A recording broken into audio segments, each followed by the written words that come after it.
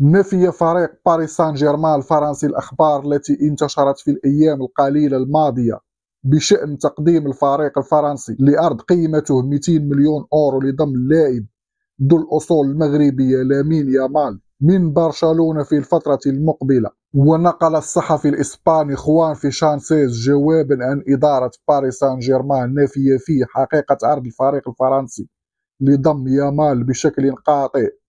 وجاء في جواب باريس سان جيرمان حسب ما صرح به الإسباني خوانفي: لقد أخبروني إدارة باريس بأنهم ليسوا مجنونين إلى هذا الحد، كما أنهم لن يقدموا أبدا مبلغ 200 مليون يورو لنادي شبه مفلس، إشارة إلى نادي برشلونة.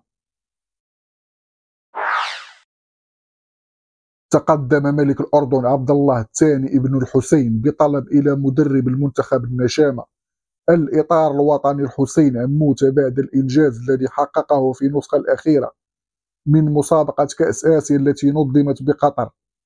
وخاطب الملك عبد الله الثاني الحسين عموتة مدرب النشامة على هامش الاستقبال الذي خصصه لهم بعد تحقيق الإنجاز في كأس آسيا قائلا: نتمنى منك أن تساعد في قيادة منتخب النشامة لبلوغ كأس العالم 2026. زعم موقع فوت هيدلاين المختص بنشر الأخبار المرتبطة بالألبسة والتجهيزات الرياضية للمنتخبات العالمية عن إنهاء الجامعة الملكية المغربية لكرة القدم ارتباطها مع شركة بوما وتعويضها بشركة ألمانية أخرى. ونفي مصدر مسؤول بالجامعة الملكية الخبر جملة وتفصيلا، واصفا إياه بالإشاعة الخاصة أن العقد الذي يربط الجامعة بالشركة الألمانية لا زال ساري المفعول.